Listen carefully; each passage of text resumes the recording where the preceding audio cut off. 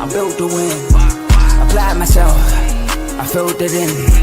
No time for the doubt, they counted me out, I'm getting it in. Yeah. No time for no loss, I'm paying the cost, I'm in it to win. Yeah. Diffuse.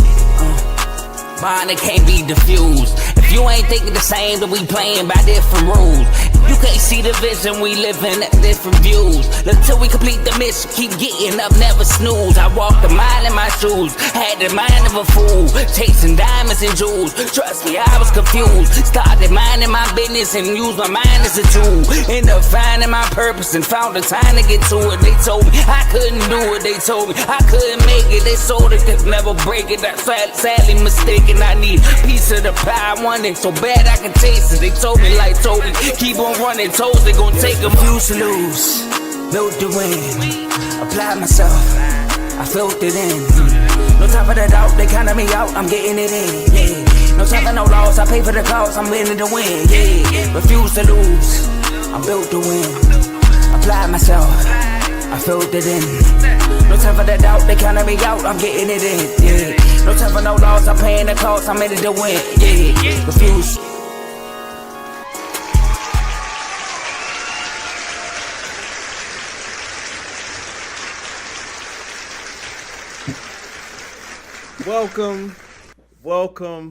Welcome back, everyone, to another exciting episode of Unfazed with my boy JJ and, of course, your boy Ajae. We got on the all black today. I don't think we planned this show. We got on the all black today. That's how you know we ready to go to work. Okay, we ready to get busy, man. We got some debates brewing. We got some stuff to get to.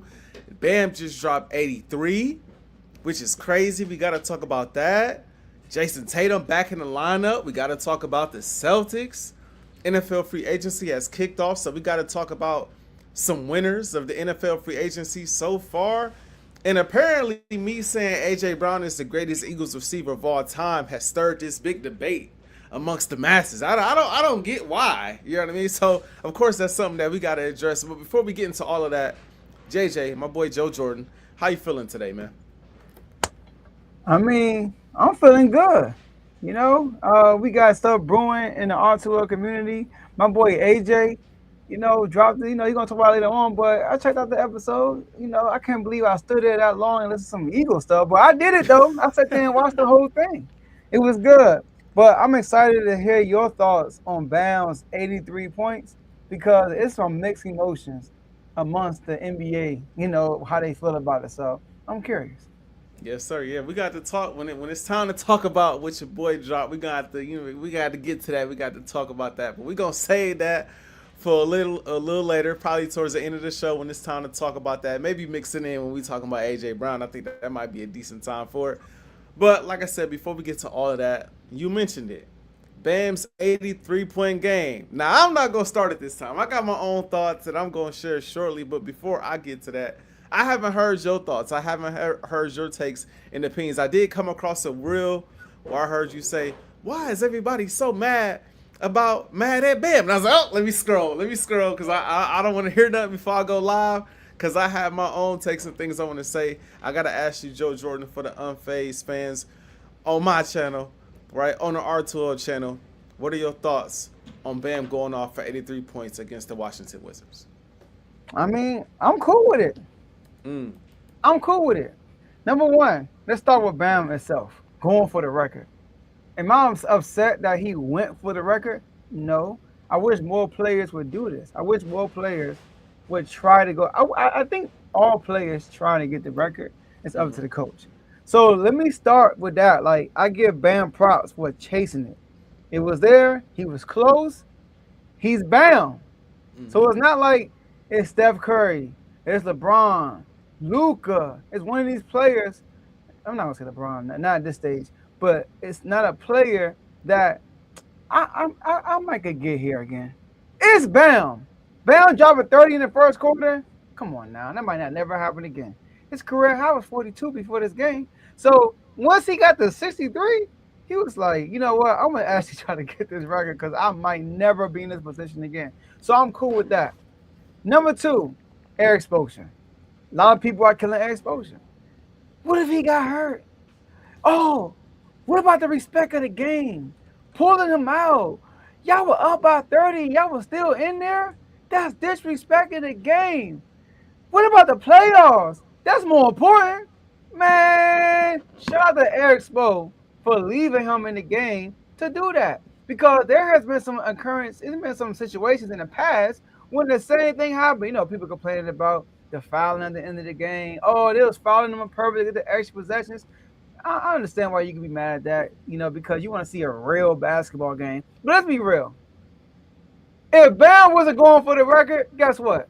You turn that game off. You're not watching it. You gonna turn it off. It's a blowout, 30-point. It's a Wizard. It's Miami Heat. It's not even a primetime game. But because he was going for that record, we tuned. I don't know what you were doing. I tuned in. I watched. I saw that he had 30 in the first quarter. I'm like, dang. And then I saw he had 60. I was like, yeah, I'm not. I cut off the Celtics and Spurs game off, and I actually started watching this instead. So I'm watching it, and I'm like, the Miami Heat was literally fouling other players, so Bam won't score. And then Miami Heat was fouling him. It was a game within a game. But let's talk about the other situations like this. I'm not even about to talk about Wilt situation. How about David Robinson? When David Robinson went from the scoring title against Shaq dropped like 33 that same day. David Robinson needed 68 points to get the scoring title. He ended up getting 71. You know why? Because at the end of the game, in the fourth quarter, they kept him in the game against the Clippers, who only won 27 games that year. And they were fouling the Clippers so they can get extra possessions for David Robinson to get the record. And guess what, AJ? You probably didn't even know that. Because nobody talk about it. He's in the record book. He's already there. So I think Giannis said it perfectly. Giannis said it don't matter how he did it. Nobody's going to talk about it years from now. Nobody's going to be like, but he shot 43. First of all, the free throws, he got fouled. It wasn't like, I mean, the Wizards fouled him. I'm sorry. So for a situation like that to happen, you got to go against an inferior opponent. Like when Wilt Chamberlain broke his 100-point record, the starting center, I know it's a long time ago, didn't play. So he went against a backup and a back. He went against two backups that game, which they were already small, and he just dominated them. Same thing with Bam. Tyler Hero out. Wiggins out. Norman Powell out. So he's their scorer. And on top of that, the Wizards got Alex Saar and Trey Johnson, but they played 20 minutes. That's it. So you're going against backups. So obviously, when you have a game like that, opportunities, let State, I'm cool with it. So I have no issues with Bam breaking the record. I actually think it's good for the NBA. It's only a problem. Shout out to my boy AJ. It's the name. Because it's Bam. If it was Steph, he wouldn't be like, oh, they falling on purpose. Nobody would be talking about that. Maybe a few, but not as much. If it was Luke, maybe Luka, because they don't like Luka. And last thing I want to say is this. The people that say, oh, you should never broke it. It's Kobe Bryant's record. Oh, you should have leave it as Kobe's record. What? Kobe probably turned in his grave hearing you say that. Kobe wants you to break the record. He want that. And somebody on ESPN brought this up. I forgot his name. I will give him a shout out. He said when Michael Jordan hit the game-winning All-Star game, we all got excited. Kobe got fouled. And they told Kobe to miss the free throws. What Kobe do? He hit both of the free throws, won the game. Kobe will be proud. He wants you to break that record. And that's really my last thing. I saw an interview with Kobe, and there was a high school player who scored over 100 points. And they asked Kobe, they told Kobe about it. He said, 100 points? It was like, how many shots he take? They said like 128. He was like, wow.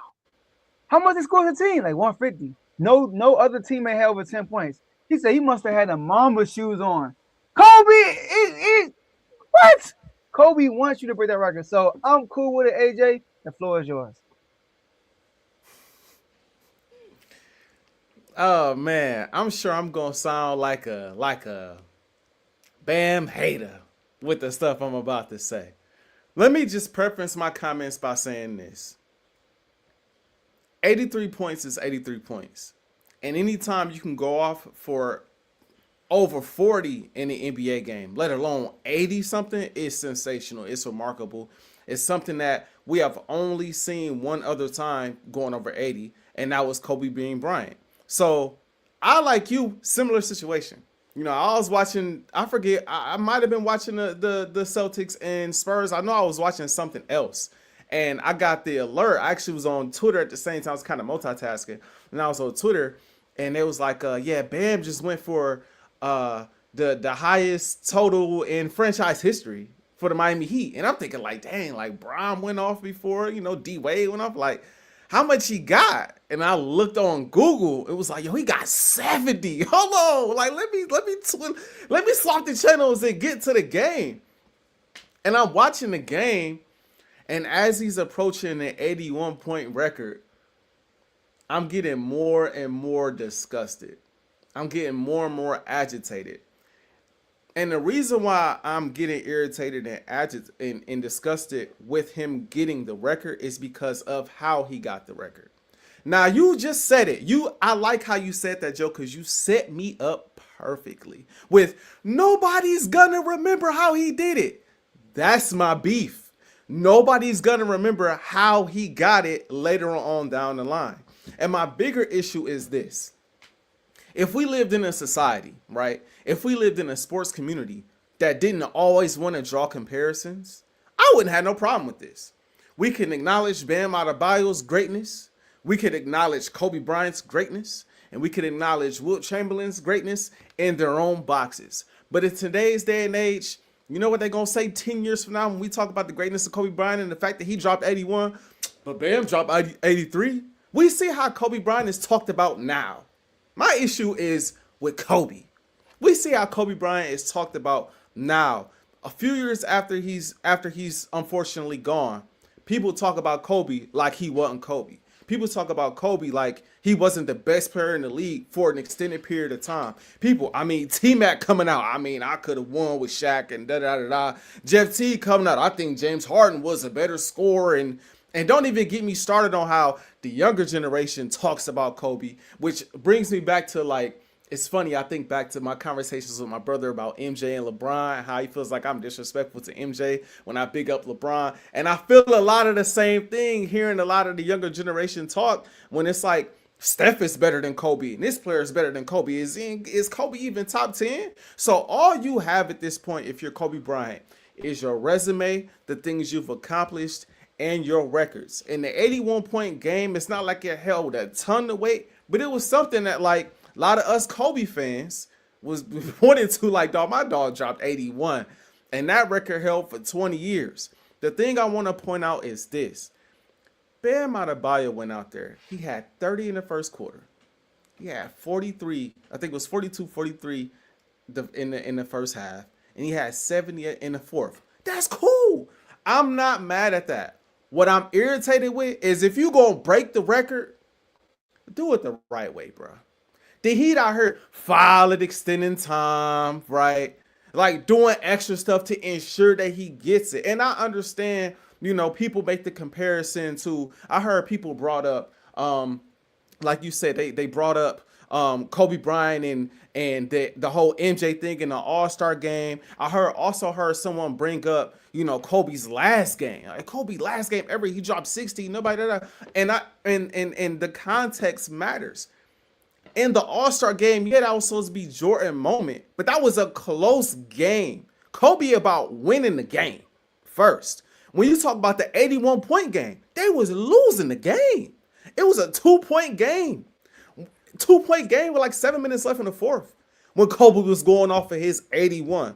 The moment the Lakers had the clear win in the back, Phil pulled him from the game, and there was no argument from Kobe, right? And so it was more so about winning the game than it was about going out there and dropping 81. And then the people forget Kobe's last game ever. People forget it was a competitive game down the stretch. Kobe scored buckets in the fourth quarter to secure the win, hit the game, basically the game-winning shot, and then got the game-winning steal to seal that game en route to his 60-point game. And so my frustration is it's not going to happen as much now because everybody recognizes the greatness of Kobe Bryant in a direct comparison now. But 10 years, 20, 30 years from now, when the younger generation comes up and they see Wilt and they see Bam and they see Kobe, right? And who knows, somebody may pass Kobe in another 20 years, so they might see Wilt, Bam, and someone else. That generation is going to come up and say, yeah, Kobe was great. I mean, his 81-point game was cool. But, I mean, how great was it? I mean, Wilt had 100, right? They forget. I didn't know that fact about the center not playing. That was news to me, right? The whole Bam thing, not going to talk about how that game ended. Not going to talk about how they up 20, 30 points and they foul in the extended play. Bam himself was like, yo, don't foul. Like, what are y'all? Like, it's cool. I feel y'all, but y'all ain't got to. If I'm going to get it, I'm going to go out here and I'm going to get it, right? It's frustrating as a Kobe fan, understanding the context by which Kobe set his record and the context by which Bam set his record. I'm not mad at Bam. I'm not mad at Eric Spoelstra. I'm not mad at the Wizards, even though the Wizards are garbage. They are who they are.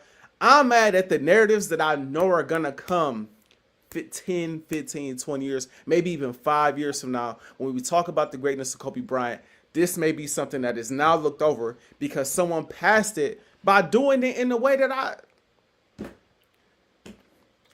KD, last thing I'll say is this before I pass it back to you. The weakest move in basketball history was KD going to the Warriors, right? We remember that. Later on in life, they're going to say KD a two-time champion. They're going to compare him to LeBron and compare him to Steph, even though they played on the same team, and compare him to all these other legends. And at the end of the day, what's on his resume? He a two-time champion. Forget the fact that he went and left OKC and played for a 73-win team. Context matters. And I think in this situation, later on, we gonna forget. A lot of people gonna forget the context. And as a Kobe fan, I'm speaking as a Kobe fan, it's gonna bother me because context is missing a lot nowadays when we talk about Kobe Bryant. So call me a bitter Kobe fan, but I wasn't feeling it. And after he beat it, the way he beat it, I turned the channel and I moved on with life. So the whole Kobe thing, yeah, he dropped 81, but to me personally, that's not big. Like it's big. But it's not. It just shows you Kobe. He dropped 81, but it wasn't like a main thing I focused on when it came to Kobe. It was an afterthought because that's who Kobe was. He's going to score the ball. He averaged 35 that year, by the way, 35 a game that year. So that's what you have. Like the year that he had 81, he averaged 35. So like, it's always ways if you're talking to a person with some sense, they can realize that Kobe was him. So I'm not worried about that. Because Kobe's a 5-time champion. Kobe was the best player when he was playing. You know, Kobe, all defense, every year his career, daggone there, right? It's until he tore his Achilles. So Kobe is him.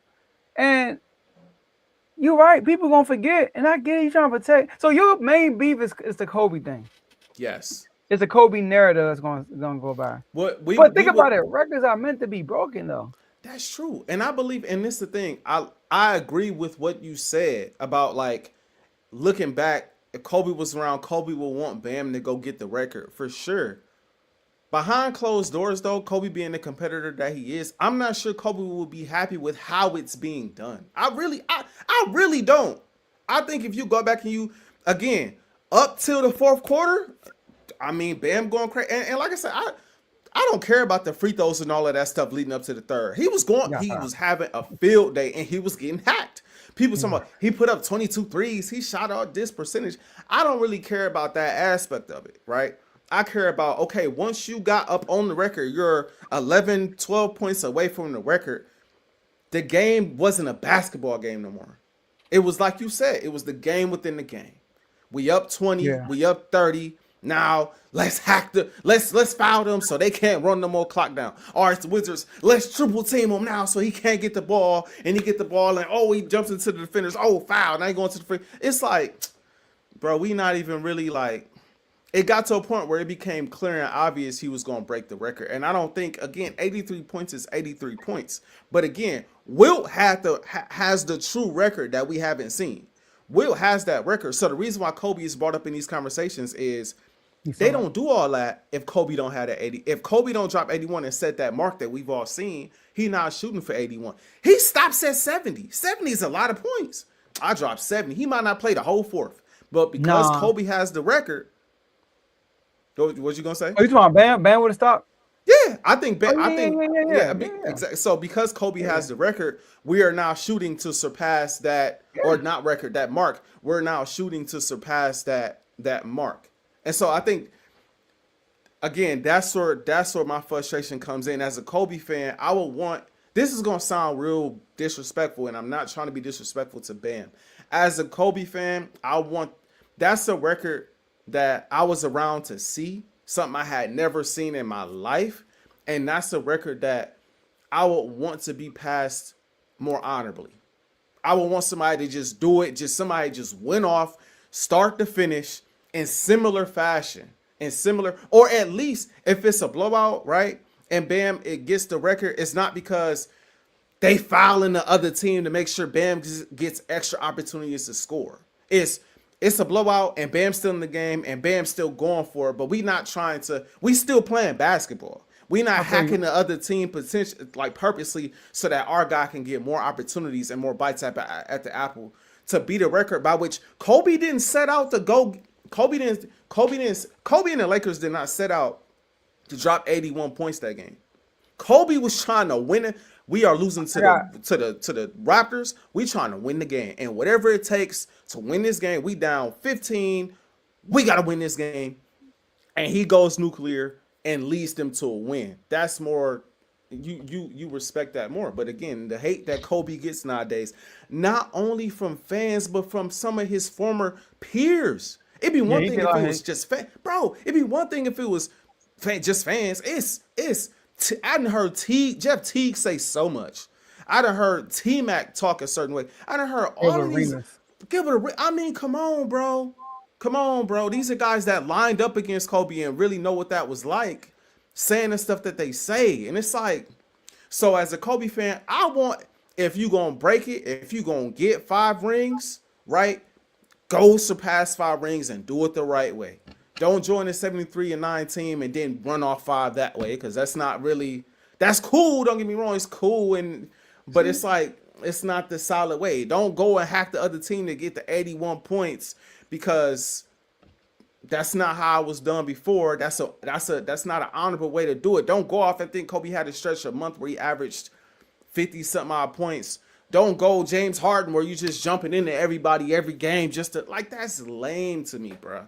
And again, and it gets lost in the sauce the more time goes, and we look back and be like, dang, man, he was a better scorer than now. All of a sudden, James Harden, who we know, and I know I'm wearing all kind of left. I know, but just James Harden, a guy who we knew we couldn't stand the way he played when he was with the Rockets. Not early on, but those last few years where he was jumping into guys, and he was worse than SGA by far. We forget that. Now all of a sudden, James Harden is a better scorer than Kobe Bryant. It's like, yeah, they tripping. That's just nothing against Bam, and I know this is supposed to be about Bam, but I think it's hard to have this conversation without bringing up what came before him and what he just surpassed, which makes the moment the moment. This is Unfazed, so I'm gonna push back. But first, I know we can't wrap here too much, but people act like it was a close game. They needed all 81 points to beat the Raptors. No, they didn't. In the fourth quarter, they got the lead to almost 20, and Kobe stayed in the game to get 80. He stayed in the game. He didn't get caught. He didn't get checked out until less than a minute left in the game, when they were already up by like 18 for a long stretch. That was number one. And number two, we accept what we tolerate. Because when somebody misses a shot on purpose to get a triple-double, we don't complain. When people put somebody down at the free throw line so they can get the rebound and get the triple-double, we don't complain. But when Bam does what he does, we complain. It's because of the magnitude. It's because it's Kobe's record. If it was him to get 50 points, we won't be complaining. We only complaining is because he's getting Kobe Bryant's record. So I'm not gonna sit here and criticize the man for going out and get the record. I get it, because at the end of the day, although they was fouling the other team, the Wizards were also fouling Miami, and the Wizards were triple teaming him, and he still got the record. So respect to him for that. And shout out to Eric Spo on the press conference. I ain't apologizing to nobody. Period. So yeah, so go ahead. I know you probably got the play-by-play. Go ahead. I did. You know it. You know it because with this is why we have great chemistry on Unfazed, because you know me. you know what I'm over here. You know what I'm over here doing. I'm looking at the play-by-play because I'm going back and reviewing it. It was a 3-point game. Lakers were actually losing. It was a no. The Lakers were up, but it was a 4-point game with 7 minutes and 24 seconds left in the game. It didn't become a 10-point game until 6 minutes was left in the game. Still a 10-point game when it's 5 minutes and 45 seconds left in the game. The game didn't kind of start getting out of reach until 4 minutes and 52 seconds left in the basketball game. But we've seen enough basketball to know how this goes. Teams come back. Come back. And I want to mention this again. It's not like they was up 30. It's not like they was up 30, 40 points. They were down the whole game. And Kobe went off and extended that lead as far as they extended it. And Kobe kept going. What was the score and how much time was left in the game when he got 81? He had 2 free throws. Let's see. And try to do this fast. I just watched this game again. So I know it's fresh in my mind. They was up. They got back. They was up at the very end. They was up 18. Looks like they was up 18 with how much time left? They was up 18. It looked like it was a minute and 47 seconds left. And he's still getting 80. And once he got 81, what happened? They took him out. Because he wanted 80. But I know like the saying because they ain't fouling, but he went for 80. Once the game's out of reach, he was like, I'm close. Let me get to 80. Bam, like, I got 63 to start the quarter. Bro, I can get 83. I mean, I can get 82. I can get 82. So he tried to get it. And they got it. That's why I ain't mad at it. And I get it. It's because it's Bam. If Luka did it, you won't be tripping as much. Because you understand it. You like, Luka's a scorer. I can see that happening. Because he did drop 70. Even they was trying to give him 72, by the way. And so but it's the fact that it's Bam Adebayo, we are making a big. It's like you always. It's the name because he don't deserve. That's how we look at it. He don't deserve to be in this conversation, which I get, but he did it.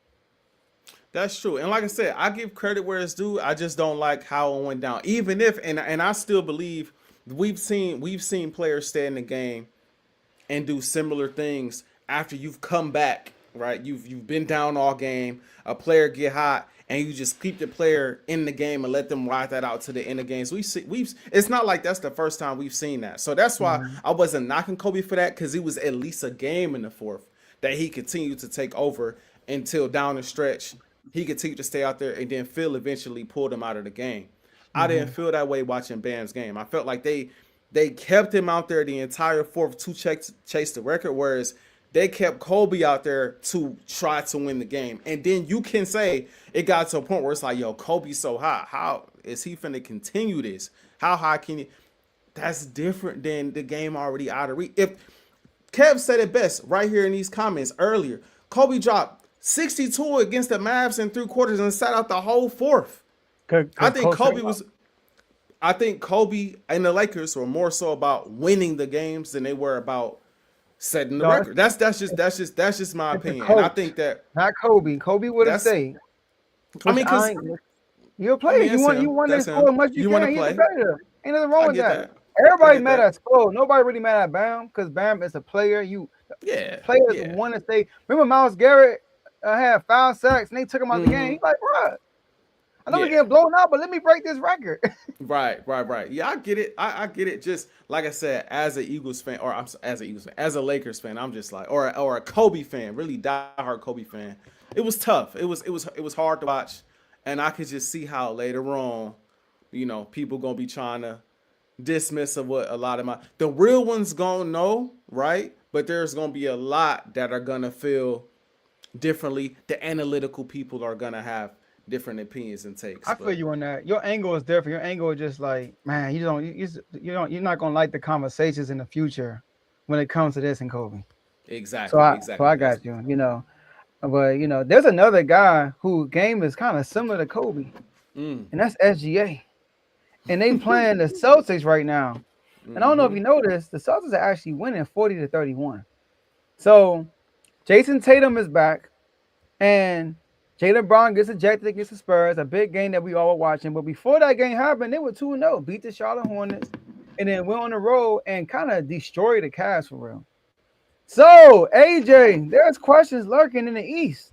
Now Tatum is back, getting back into his rhythm. He's doing everything else pretty good, though. Should the Celtics be the favorites in the East?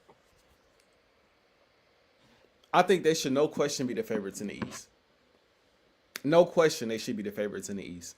When you look at the Eastern Conference, we talked about this before, Joe. When I said Jaylen Brown is my front runner for MVP, I don't know about now, but at one point in time, he was my front runner for MVP, given the way he was playing all season long, given the way he looked, right, in the absence of Jason Tatum and how he was carrying the Boston Celtics.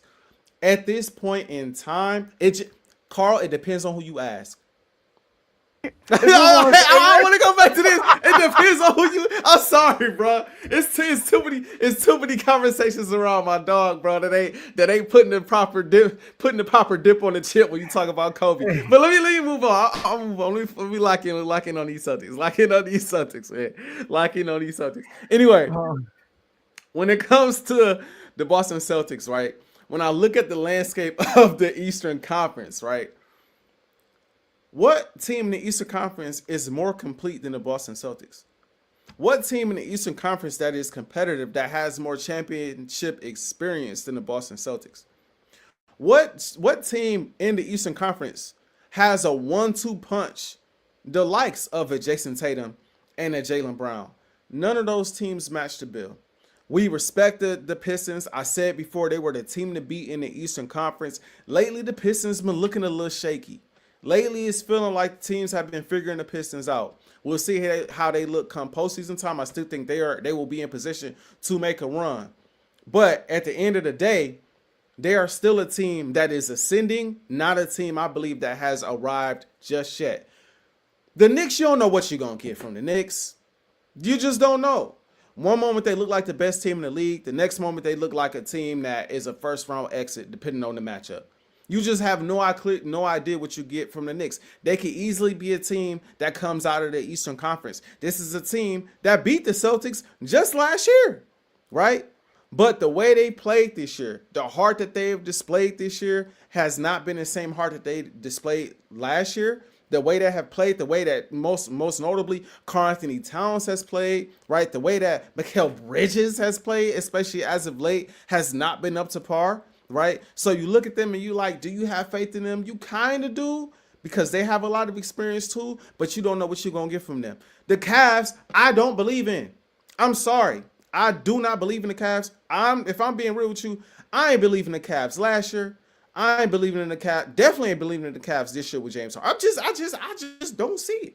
Now, maybe later on down the line, when this team, right, has more time to build that chemistry and more time to mesh together, I'll feel differently about the Cavaliers, right? At that point, I will feel different, or I may feel different about the Cavs. But I think right now, James Harden coming to the team like mid-season, right, and you trying to form that chemistry, guys, in and out of the lineup, it's hard for me to say that team just built is going to go up against the Celtics and beat the Celtics. And then who else you got in the East? I mean, no disrespect to Orlando. They're a good team, but get out of here. Okay. I'm sorry, Vaughn, if you're listening. I mean, y'all cool, but y'all ain't Boston. You know what I'm saying? Y'all ain't there yet.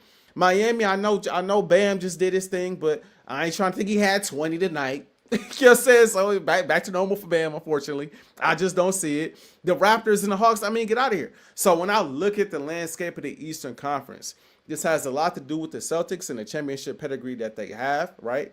A lot to do with Jason Tatum and the ceiling that he can reach. What we've seen Jaylen Brown do. I think now that they have seen Jaylen Brown do what he's done, Jason Tatum could kind of take his foot off the gas a little bit and ease himself back into the lineup, right? And not have to exert too much energy to help the Celtics win games. And then it's also about the landscape of the East. If they was in the West and OKC was in the way, Denver was in the way, maybe Minnesota was in the way, some of these other teams, the Spurs were in the way, I would feel differently. But in this East, I got the Celtics coming out. If you're telling me Tatum is going into the playoffs healthy and they got this backstretch to get that chemistry down, and Tatum has looked good. Remember, I questioned how he would look coming back a little early, right? How does he mess with Jaylen Brown and the team as presently constructed? He's looked great. And he ain't hit that normal Jason Tatum 30, 40. He ain't hit that just yet. He's looked great. So I don't see nobody beating the Celtics right now. If I had to place a bet, I would put the house on the Celtics to win the Eastern Conference. All right. So he looked great. Define great for me. Because great by the standards of he's fresh off of an Achilles tear. We haven't seen him in a while. He don't look great according to the standard he set before his injury. No, but he looks great as far as like you can tell he's gonna get back to the level. At least for me, I can tell he's gonna get back to the level that he was just at. But it's gonna take him time to get his feet underneath him, get his wind back, get his conditioning and things of that nature. But it's not like he out there limping around or moving gingerly or not able to do a lot of the same stuff. He looked fresh. Now he did miss that alley the other day. Don't look like the hops is there, but he was never a Vince Carter type of guy anyway. He a jump shooter. Yeah, but he could be a post player. He a 3-point shooter, mid-range shooter. So to my eye, given what I was expecting coming off an Achilles tear, right, to start, given a little bit of a ramp up time going into the playoffs, I think he looks great according to those standards. Okay, so look, I heard you say a word. They are the most complete team in the NBA. I mean, just about a week ago, who is JB playing with? He got no team. He playing with nobody. Now we add Tatum to the mix. Now they got a complete team. Now you say they got the best duo. Then you got an argument. But now we go from he playing with nobody to the most complete. To be complete, you gotta be good all around. You gotta have all the edges smoothed out, all that stuff. You can't have no bumps in the road. But before Tatum got here, it looked like they was on a bumpy road. I mean, the whole time. And now Tatum here is complete.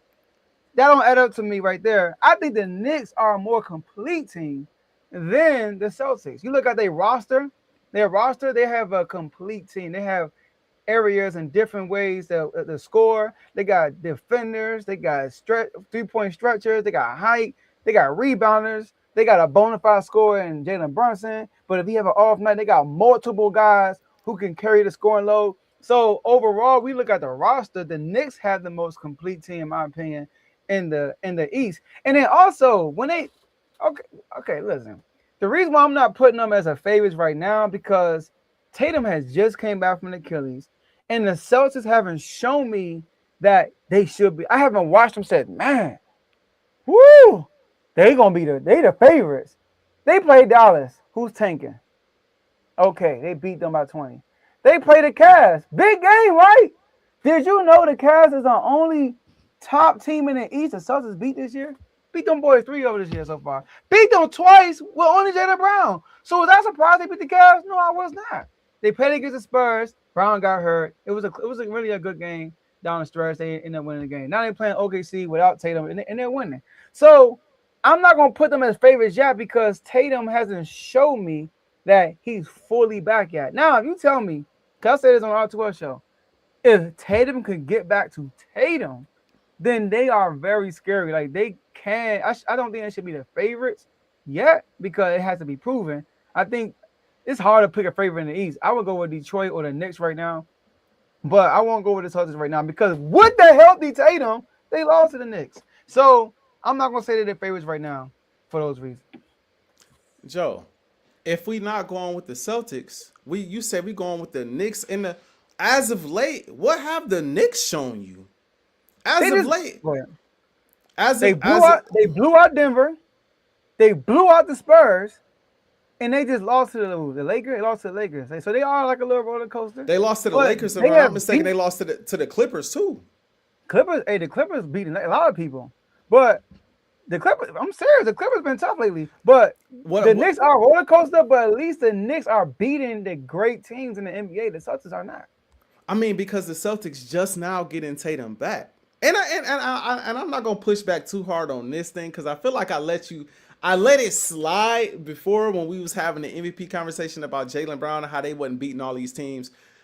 I should have went back and did a little bit more research on some of them games. So some of them games, they ain't losing them games because of Jaylen Brown. Some of them games, Jaylen Brown going off and they still lose. Lie, he hasn't 33 against Detroit. I mean, so it's like I should have had that in the clip, and I didn't have that loaded. I went back and seen. I like he got me. But all I'm saying is, this is the thing about the Boston Celtics. This is the part that we miss, right? So, yes, I said that the Celtics. Who is Jaylen Brown playing with? Because at the time, if you could key in on Jaylen Brown, a lot of them other guys tend to struggle. But when you add Jason Tatum into the fold, it makes the overall team better. Because now you have to focus on JB and you have to focus on Jason Tatum, especially when they're on the court together. So that puts everybody in their roles again, right? That puts, White in his role again. That puts Pritchard in his role again. That puts all of your role players that are good at what, like, don't get me wrong. They're good shooters. They're good at what they're doing. They're good space creators. And occasionally, Pritchard can get busy and create his own shot. White can get busy and get his own shot. But I don't think that's naturally their game. When you add a guy like Tatum into the fold, I believe, again, now the team is complete because you have two guys that can get their own. And if you capitalize on those two, like we saw a few years ago, now you got shooters all over the place that's wide open and they can light you up. So that's why I feel the way I feel about them being a complete team now with the addition of Tatum. But the thing is, again, like we said before, Jason Tatum just got back. He just got back.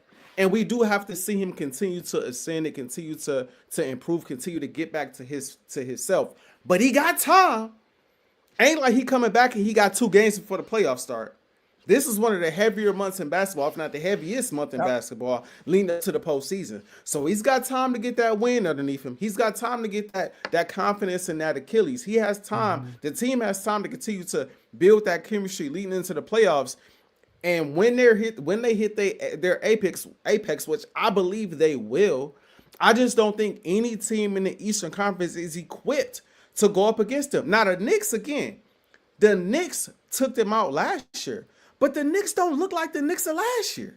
They don't. Now, what I will give the Knicks is this. Last year, they had similar regular season woes. They did. Last year, they looked like they couldn't beat nobody in the regular season. That was a talking point going into the postseason. And then in the postseason, they rattled off a bunch of wins, got to the Eastern Conference Finals. So I will give them the benefit of the doubt in this way. But they not coached the same way.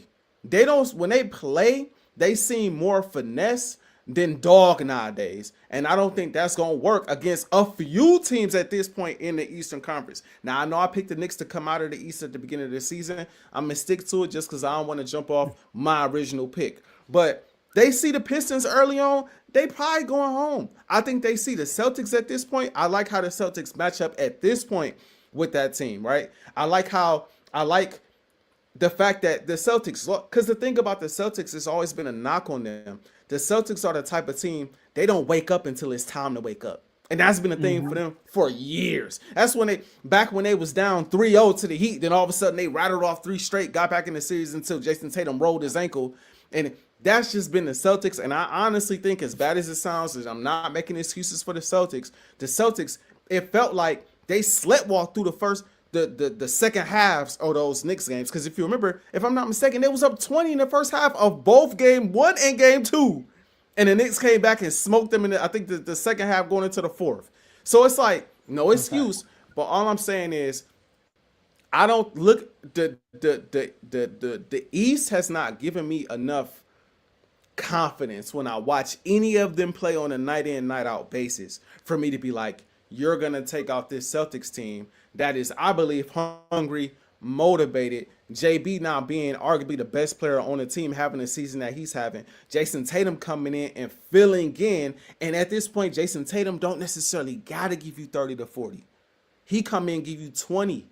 And they will dominate teams in the postseason, I believe. As long as Jaylen Brown continues to play the way he's playing and those role players hit shots from the outside. So I have more faith in those teams than I do ultimately in the Celtics than I do in the Knicks, and definitely the Cavs. And Detroit is coming, but they're not there yet. They need a little bit more. I just have more faith in the Celtics. See, when you say I'll bet the house on it, like it's a done deal, That's where I'm off the boat with you because you just said it yourself. The Celtics are a team who basically lock in when they need to, and you know why? It's because of their leader, Jason Tatum. It's him. He's not locked in. In those first 3 games in Miami, he was the one that didn't show up, and then he decided to show up. They started winning games. That's how they are. And you're telling me that same leader that we're talking about, that's a roller coaster, fresh off of Achilles. Now Jaylen Brown is leading. So we expect this team to all of a sudden just flip the switch and just go through the East. Like definitely should be the favorite. I disagree with that. Of the two players, and I like I like that point because I think that works for me. Of the two players, Jaylen Brown seemed like the one that's more of a natural leader. The one that's more of the guy that gets the locker room together, the one who I won't say takes the game serious because I don't want to insult Jason Tatum. He's more of a dog. But he more of a dog. And I think it helps that now he's the guy now. You're not looking to Jason Tatum to light that fire amongst the Celtics. You're looking at JB. That helps. Because JB is now the guy that lights the fire and gets everybody going. He's done it all season long. And now you just like, listen, Jason Tatum, when you feeling good, do your thing. But this right now is Jaylen Brown's team. And Jaylen Brown ain't taking no games off. Jaylen Brown ain't taking his foot off the gas. He going at you 110% every game, especially in the postseason. And so that's why I like this dynamic. Now the dynamic has switched. We have a different, clear leader, a guy that's still in the MVP conversation, that's looking to ascend, while the other guy who is still great and can still at his best give you 30, 40, 50 if need be, has time to get his legs underneath him going to the playoffs. And I believe when you need Jason Tatum to step up and be that number 2 or 1B to Jason Tatum's 1A or to Jaylen Brown's 1A, he could do that, but he's not relied upon the way he was because JB has taken that mantle. I think that makes the Celtics a better team. I think it makes them a better team when it matters most. The question is, can he elevate his game in the playoffs consistently as the number 1 guy? That's going to be the question. I'm not mad if you say I think they should be the favorite. My pushback is I'm betting the house on it. Like, it's like they should be the favorite. I'm not there yet, only because maybe I'm not sure if you're saying if Tatum can get back to where he was. Obviously, that's the case. That's different. But he first off Achilles, and I haven't seen a game yet where he's back. He's not back yet still. Now he's doing all the little things, like he's rebounding, he's getting assists, he's playing defense, he's starting his feet. But he's still super rusty, which expected.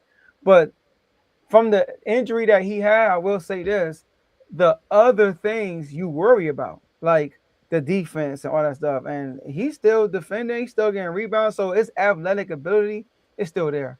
It's all about him getting in rhythm. So I am telling people, like, watch out for the Celtics. Like, they can win the East with Tatum, but I'm not saying they're a clear-cut favorite right now, like you're saying, basically. That's why I disagree. As a hooper, and we can move on real quick to the NFL, but I just want to say, as a hooper, here you go. Oh man, I didn't realize you said that. Yeah, I feel you. Hey, gotta represent. You know, we always get Eagles people popping up, man. We rarely get the Commanders popping up in the comments. Come on, man. That's true. But Joe, I want to say this before we move on. Mm-hmm. You a hooper.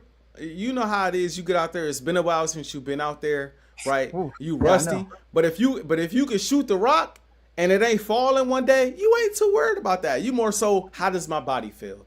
Do I have my win? Can I still attack? Do I still have my athleticism? Because you know the rest ain't nothing. That's why I'm so confident. Because I know as long as he ain't out there limping around, he still looks explosive. He's still able to go to his go-to moves. That's most important in this building up phase. Not whether the shots are dropping or not, because that's going to come. The man's a born hooper. That's going to come over time. The more reps he gets, the more he gets, his feet underneath him. I know. I was just in the gym the other day. You know what I mean? Like, okay. You know what I mean? I feel good. I feel good. It wasn't too much rest at all. You know what I mean? But yeah, man. Let's transition over to the NFL because we've had a ton of big news in the NFL this offseason. I gotta ask you, Joe. Now, when we talk about the NFL free agency, right? I want to talk about the offseason in its totality, right? Because we got coaching moves, we got trades and things of that nature. So not just biggest NFL free agency winner. I want to ask you, Joe, overall this offseason. Maybe that changes your answer. Maybe it doesn't. I'm not sure. But if you have to think about the team that you think looks the best so far coming out of everything so far this offseason, what would you say? I mean, we've had some big moves. We've seen the Ravens get Max Crosby. Didn't decide we really don't want Max Crosby. We rather had Trey Hendrickson, and we seen the Eagles get Rick Woolen. Yes, sir. We seen the Birds. Yes, sir. Get the ACV too. You love to see it. We seen the Commanders make some big time. Hey, I'm just saying, we bring another champion into the building, play with some other champions in that sector. I'm just saying, you love to see it. You know what I mean? We seen the Chiefs make some big time moves. We seen the Rams, make so like it's a lot of different teams, a lot of different ways you could go here as far as winners. But if you had to pick one that's the biggest winner, who would you say?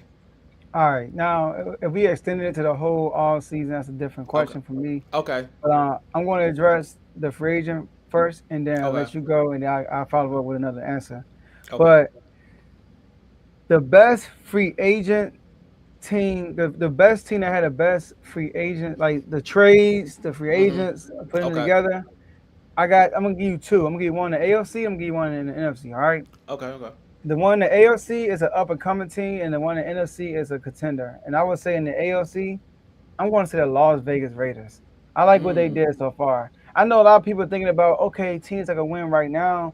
I'm thinking about what they did. So they got Nakobe Dean, your boy. I don't know if you're crying about that, but they got Nakobe Dean and Quay Walker, what I thought was two great pickups for them. They got Tyler Linderbaum, which is a great move, bringing in your rookie quarterback as a number one pick. Now, if they would have, and then they get Max Crosby. They keep Max Crosby. Now, if ever they got the two number one picks, it would be better, but they still get Max Crosby. So that's my AFC winner. I look at the AFC. I see some other teams that did some things. Now, we talking about all season. I love what the Titans did and their coaching staff. They made a lot of moves too. The Giants made a lot of moves, but am I really sold on the Giants yet? I don't know yet. They made some moves, though. They made a bunch. But in the NFC, it's like cut to the point. This was the need. They addressed it. The Los Angeles Rams, bro. Whew. I look at the Los Angeles Rams. I mean, offense set. Do we got to worry about it? No, we don't. They got Devontae Adams. He cried. He's going to come back stronger than ever. And they got Puka Nacua. They got Kyron Williams. They got the MVP, Matthew Stafford, and an MVP play caller, Sean McVay. But then, on the defensive side, what they lack? They got a front seven. Front seven is pretty nice. But what they lack? They lack DBs, cornerbacks. They went and got Jalen Watson and Trent McDuffie. Basically stole the whole Chiefs secondary, which I thought was a big, although your boy Devontae Smith cooked McDuffie a few times in some big games. I know you can probably like, man, been there, done that. I get you. But I thought that was a big need. We got a guy on the network, Charles Griffey, he's a Rams fan. He always talk about the secondary is garbage. I remember the statistics were saying the Rams got the best mid-season best defense in the league. Oh, they're top 10, they're top 5. He said, no, we're not. We are good, got a good front seven. Our defensive backs are garbage. So getting Trent McDuffie and Jalen Watson is going to change the game for them because all they need to get some start. And we saw it in the playoffs with Caleb Williams in the last play of the game, they get a touchdown. Like that was crazy. So you saw what Sam Darnold did to them in the NFC Championship game, lit them up. So getting these two defensive backs, I feel like overall, I think they won trade and free agency. I'm not gonna lie. So when we was thinking about this question, I was definitely thinking overall totality of offseason so far. That's cool. So my answer, and it has a lot to do with free agency too. It's actually maybe the biggest part of it. It has a lot to do with the free agent signing that they made. I think the biggest winner, I'm gonna say, of the offseason so far, and it scares me to say it. I don't want to say it, but I'm gonna say it. Woo! The Kansas City Chiefs, I believe, are winning the offseason so far. Okay. I think the Chiefs are winning the offseason so far. I think, first off, let's start at the top. You bring back Eric Bieniemy, a guy who already has a ton of chemistry with the Chiefs, with Travis Kelce, with Andy Reid, with Patrick Mahomes, right? So you bring him back with a team. It's been a lot of talk about, coaches not holding the Chiefs offense accountable and things of that nature. We know that's not going to be a problem with Eric Bieniemy. We know that's not going to be an issue with him. He is a guy that helped facilitate in the Chiefs reaching the goals that they reached and helping to set the standard out there, in Kansas City. I believe that move trickled into Travis Kelce being like, maybe I should come back. So now you bring Travis Kelce back for a season. But the biggest move, Kenneth Walker, bro, to Kansas City.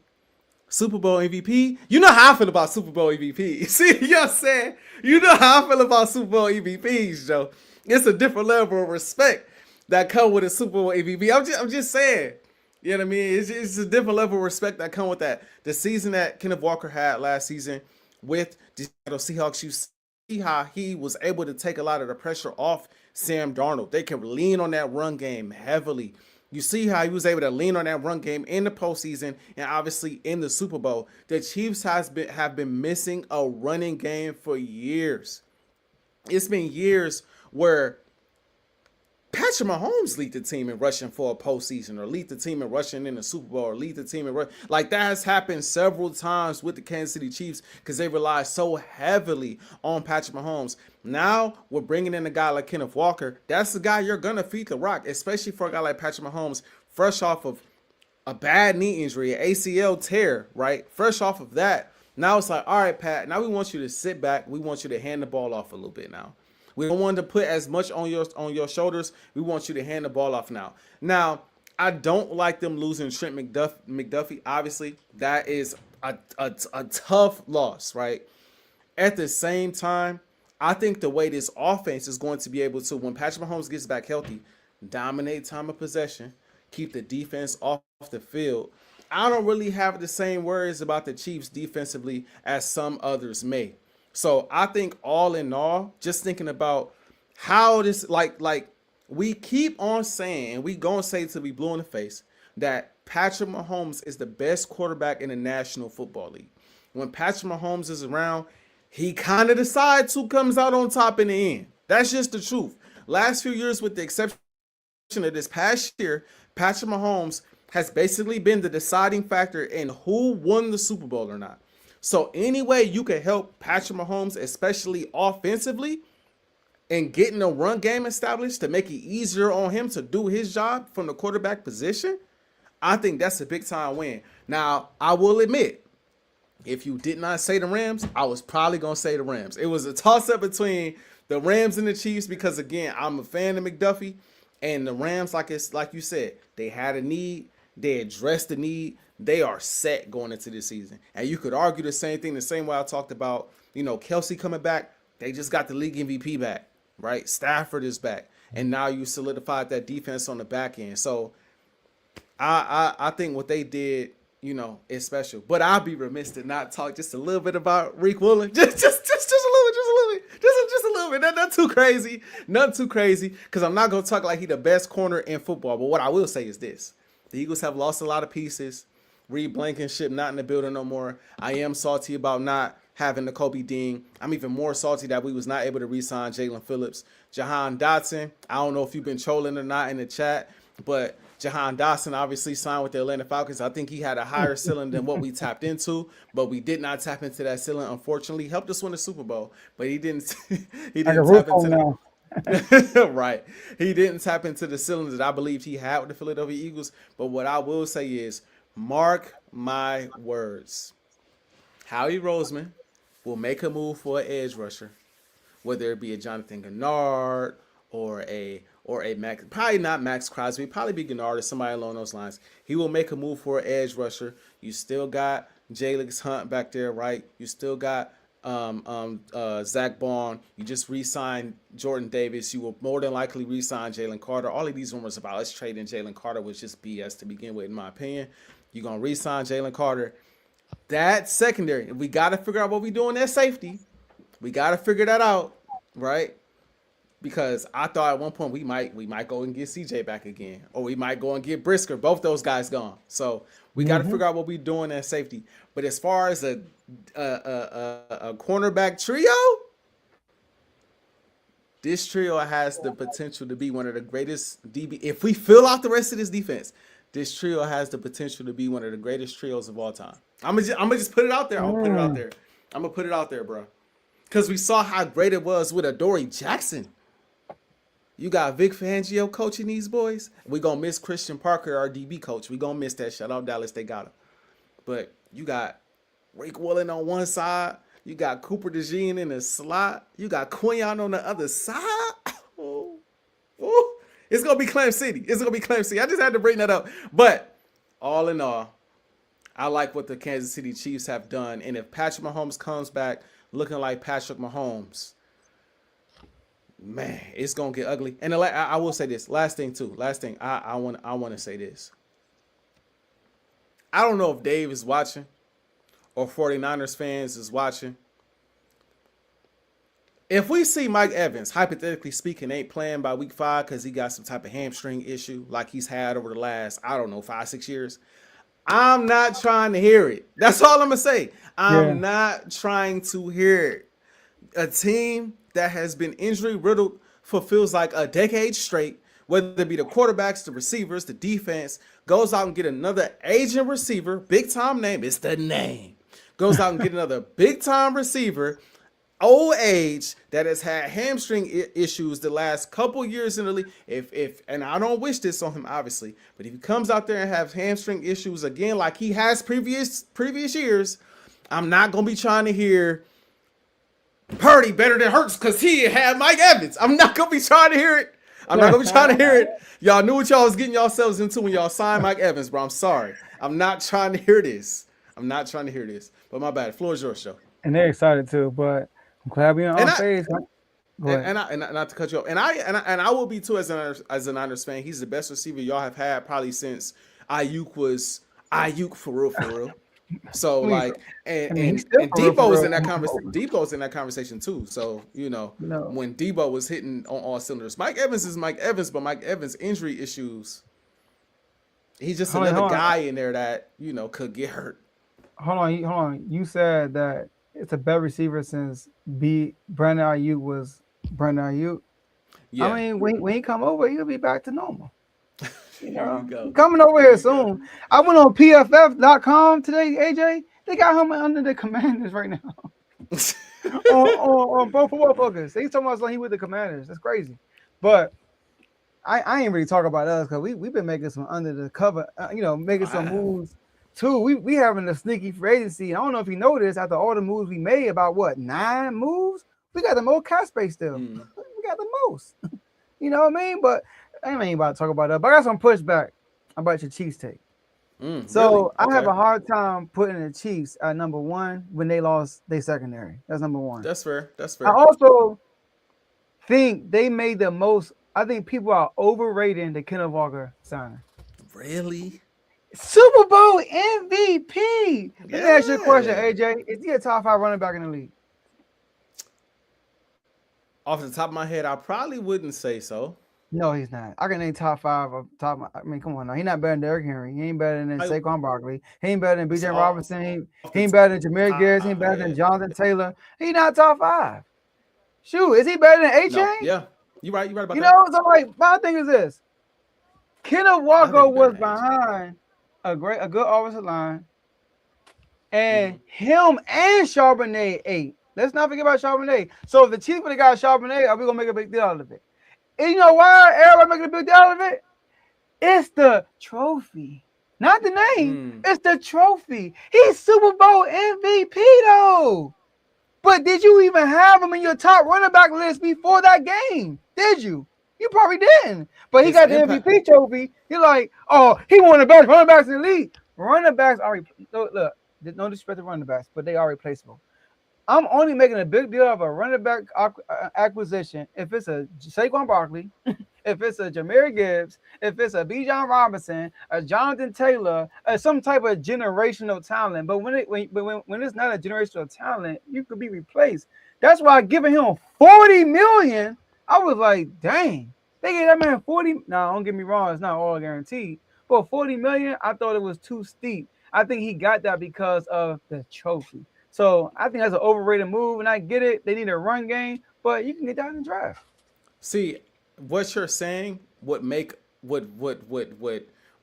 with me more if he was going to play with somebody not named Patrick Mahomes. It would make more sense if he was going to play with somebody that's not of Patrick Mahomes' caliber. If he wasn't going to play with a guy that's arguably the best receiver in the the best quarterback in the National Football League, right? Somebody that could go down as a top 2, top 3. Some would argue the best quarterback of all time. The Chiefs didn't need a Saquon.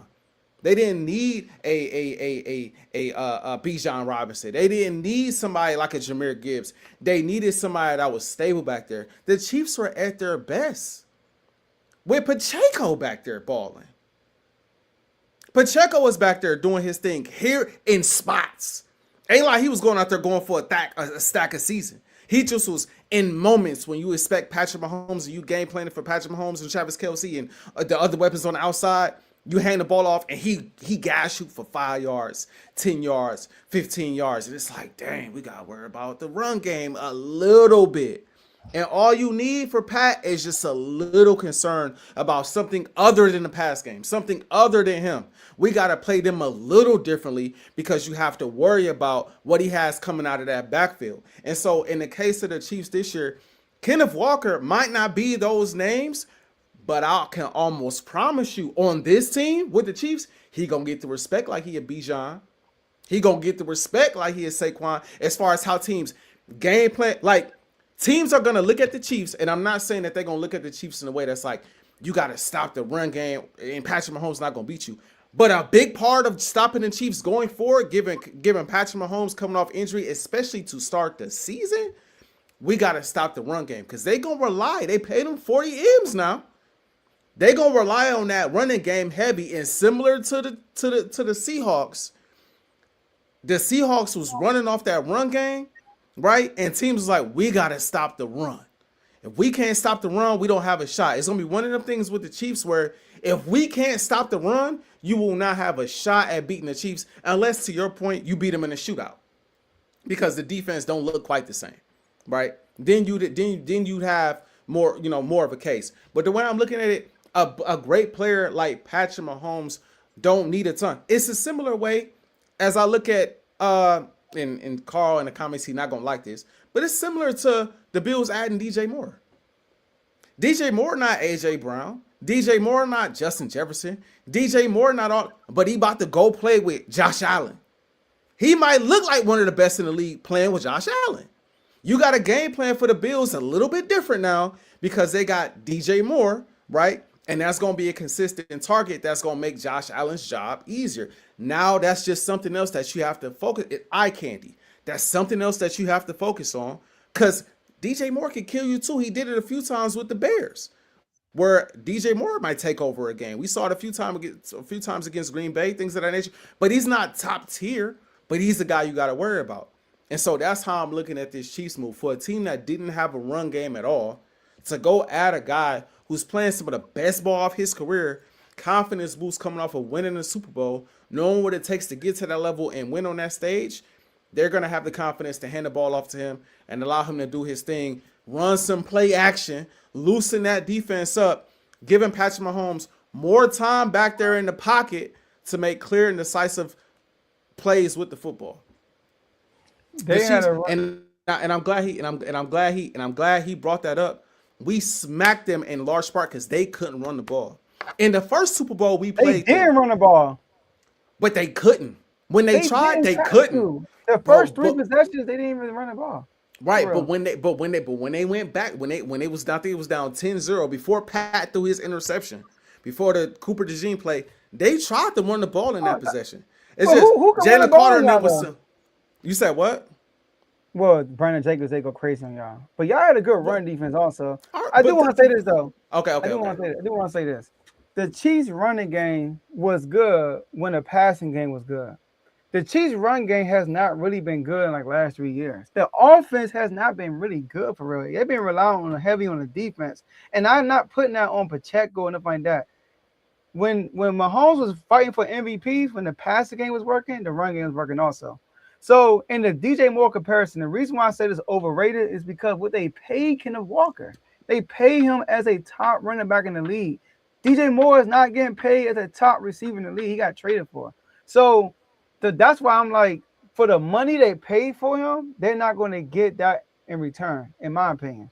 He might be a steady running back and all that stuff. Yes, I get you on that. He improves, but everybody making it seem like they got Saquon Barkley, like the impact, not 2,000 yard receiver rushing attack, but they thinking like y'all gonna be now like heavy run team. He gonna have his career year, all that stuff. It's like, dog, I don't expect that for real. To tell you the truth, he might get a career. He's still sharing carries with Kareem Hunt. They said Kareem Hunt get on the goal line carries. I was like, dang, that's messed up.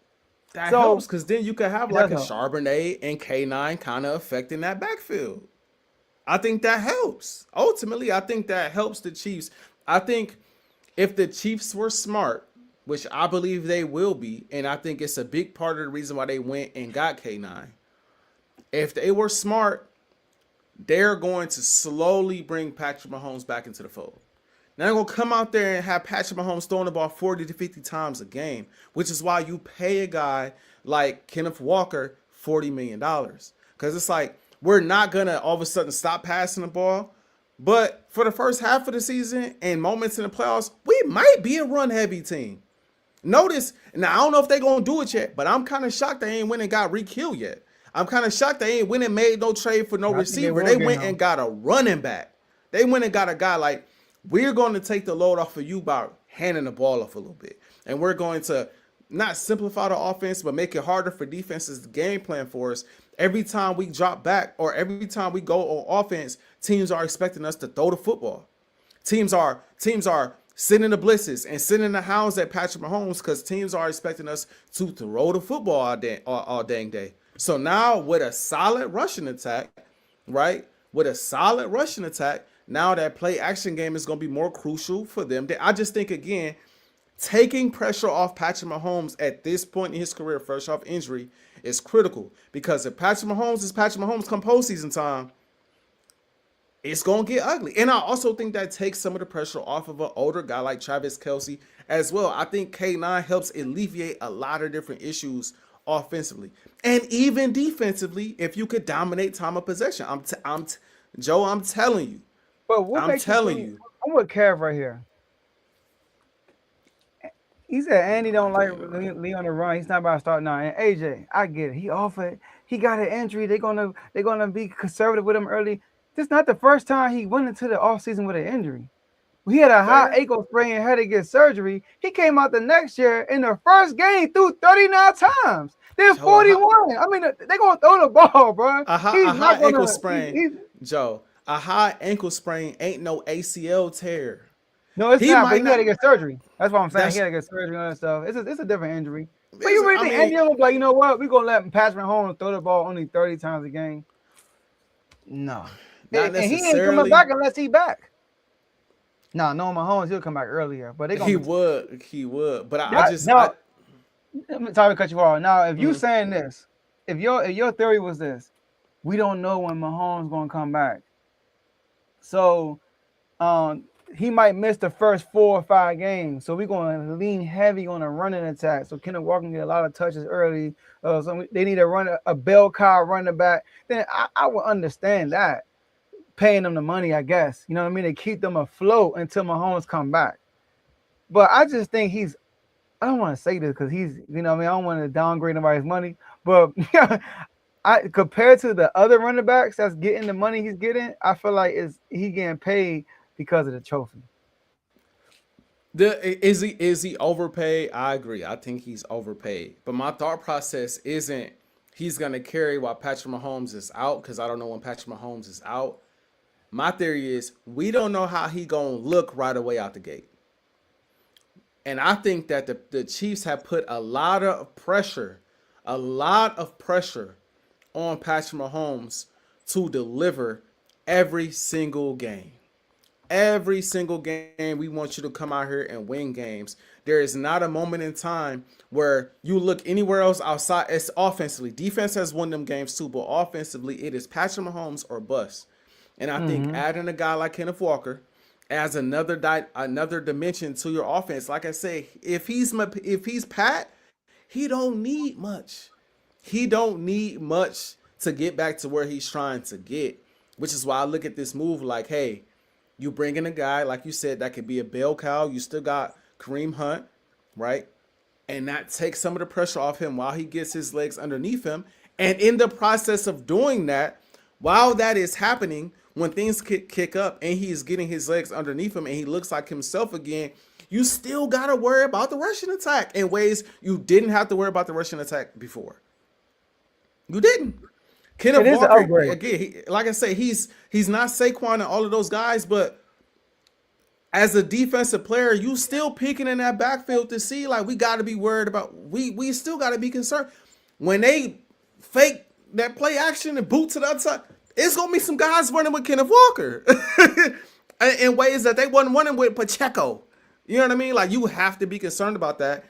And with a guy like Andy Reid and a quarterback like Patrick Mahomes, all of those advantages matter. They all matter. He has done more with less at that position. Anytime you can add to that position, that'll help keep the ball in his hands, dominate time of possession, I think it's gonna be a problem. I'm telling you.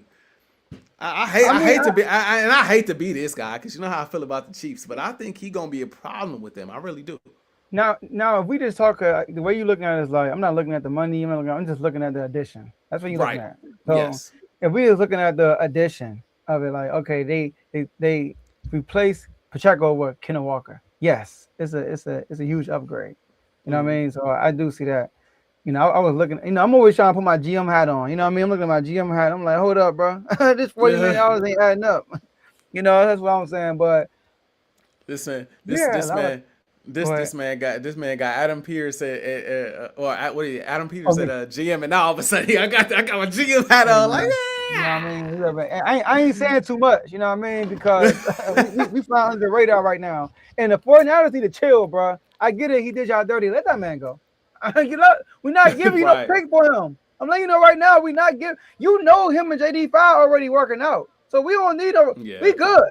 All right. So just release that man because you end up paying him if you keep him, and y'all don't want to do that for sure. They gonna release him, but they could keep him for. They being petty right now. But anyways, people being petty to you in the comment section because you got lit up. I mean, the man made a video. Man came on live and talked about I need AJ Brown gone.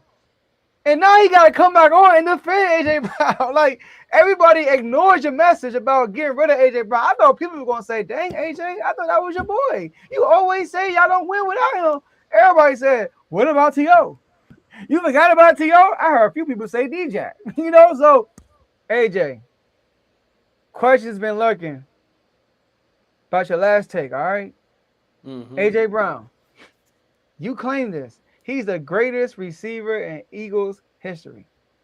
Now, we need you to upfront and defend that take. Why is A.J. Brown the greatest receiver in Eagles history? Joe, for me, this is quick. I'm not going to lie. To me, and I don't mean to disrespect T.O. because I love T.O.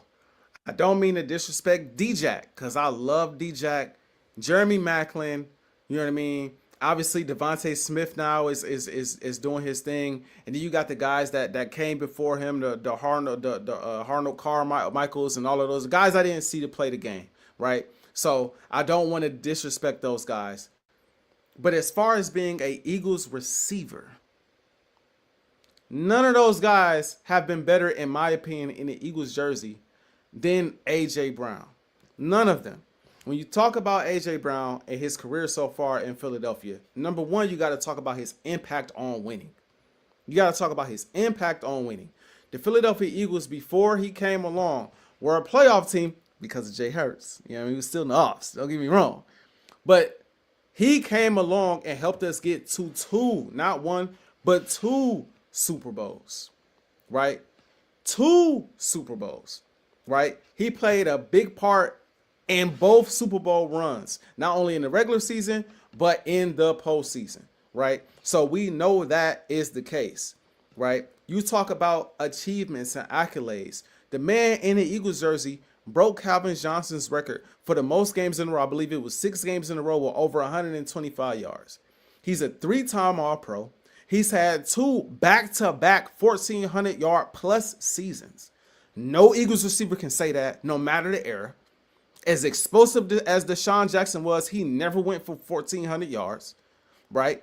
You could argue he's as versatile as any of the guys that's in that conversation. Like we talk about D-Jack being a deep threat. A.J. Brown not a deep threat. A.J. Brown can't take the top off the defense. Then you talk about a guy catching the ball over the middle. A.J. Brown can't catch the ball over the middle. You talk about a guy being physical. A.J. Brown not physical. A.J. Brown don't have the ability to be, to be finesse. A.J. Brown has done some of everything in the Eagles jersey. Now, when you look at these other names, Carmichael, again, respect to him. I didn't see him play the game, so maybe I'm naive to him, right? He ain't put up and again, it's different eras, so it's hard to compare in those eras. But he ain't put up the numbers that A.J. Brown put up. He didn't, right? Like I said, Deshaun Jackson, I was able to watch him play. Deshaun Jackson wasn't going over the middle of the field, which is why he wasn't getting the same yards and getting the same stuff that A.J. Brown was getting. And D-Jack could be a little injury prone at times too. And I love D-Jack, but at times D-Jack was a I don't even know how to phrase it. D-Jack was a I hate to put it like that. I love D-Jack. But D-Jack could kind of be like a one-trick pony at times. Like if it wasn't the deep ball or the screen he was taking to the house, D-Jack really wasn't that effective. It was Jeremy Maclin that was getting the slants and being a physical guy and doing all of the dirty work. And then D-Jack could just take the top off the defense. That was his role, and he excelled in it. But that's really all D-Jack was for real. Now, let's get to T.O. I see somebody in the comment section talking about that's the dumbest thing anyone can say. I mean, I don't mean to disrespect T.O., but listen. T.O. played for the people that's watching. And when we edit this, I need this zoomed in on me. T.O. played for the Eagles for 2 years. 2 years. 1 year, he went for 1,200 yards and I had to double check. He had double-digit touchdowns, if I'm not mistaken. He missed most of the postseason, did not play. The Eagles got to the Super Bowl without him. Donovan McNabb and the offense carried them boys to the Super Bowl without the magnificent T.O. Crazy. I never seen the Eagles get to the Super Bowl without AJ. I just want to point that out.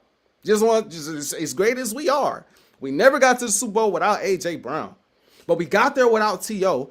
Granted, he got into the Super Bowl and he played on a broken leg and gave us one of the greatest Super Bowl performances of all time. And T.O. is T.O. But that was for 1 year. What did he do the following year? He gave us 700 yards and then was in a driveway doing sit-ups and mad at Donovan McNabb because Donovan McNabb didn't speak up about him getting a contract extension. And before we know it, he went and played for our ops. He had better seasons with the ops. He went and played with Dallas, had a better career in Dallas than he did in Philly. So I'll be damned if I say a guy who came to Philly for 2 years, missed a whole postseason run besides the Super Bowl game, and had a better career in Dallas is the greatest receiver to ever play in Philly. That's just disrespect to Philly, if we being honest. It's no shade towards T.O. T.O. is the best receiver to ever play in Philly, similar to the fact that LeBron James is the best player to ever play in Miami. He's not the greatest player to ever play in Miami. That would be D Wade. And there's a difference. Some people got to understand the difference. A lot of people don't understand the difference. When you hear the word greatest, everybody automatically thinks the best. And that's not what that means. Greatest is longevity. Greatest is accomplishments, achievements. What did you do? Best is talent for talent. Who's better? Talent for talent. Yes. Give me T.O. all day long. All day is Terrell Owens. He's top 3 receiver all time. Yes.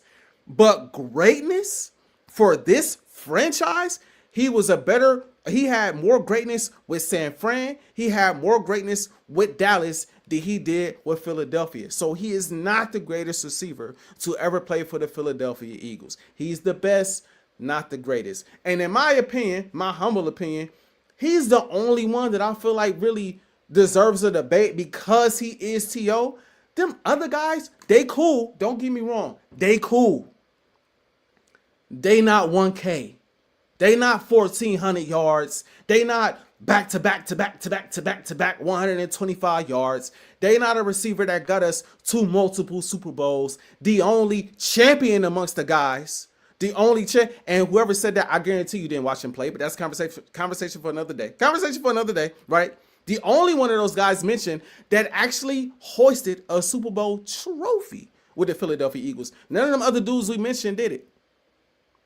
And if they did, it wasn't a Super Bowl trophy. It was like an NFL championship. And nowadays, I'm told that don't count. So I'm just saying, overall, AJ is the best. None of these other guys have done what AJ Brown did in the Eagles jersey. I don't think it's that close.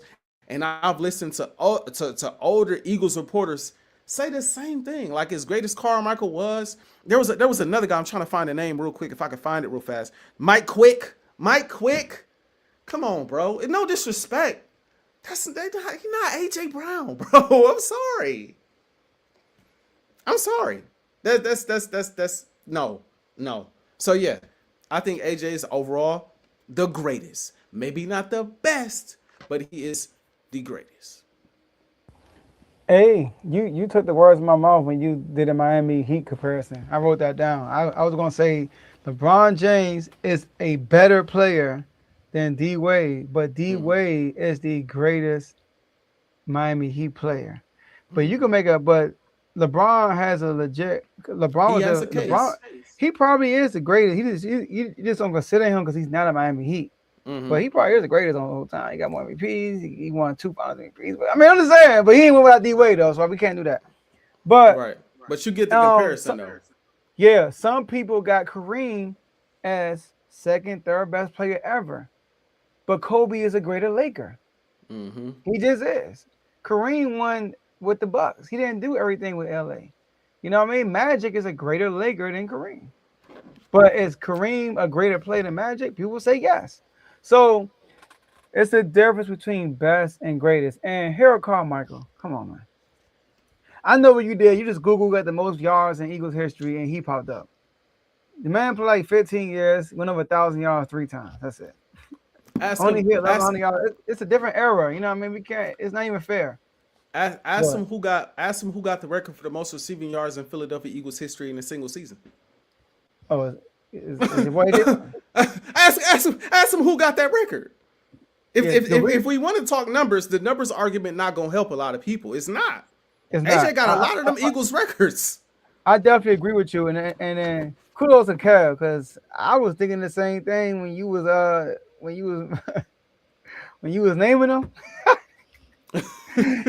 We thought Jeremy Macklin. I'm like, I get it, he's a good receiver, but exactly. Why is he in the best receiver conversation? You said Jeremy Macklin. I'm like, Jeremy Macklin, what the world?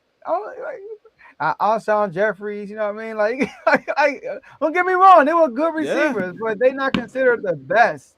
So like, AJ Brown is the only Eagles receiver that is considered the best receiver and was with Philly for a good amount of time. He's the only receiver.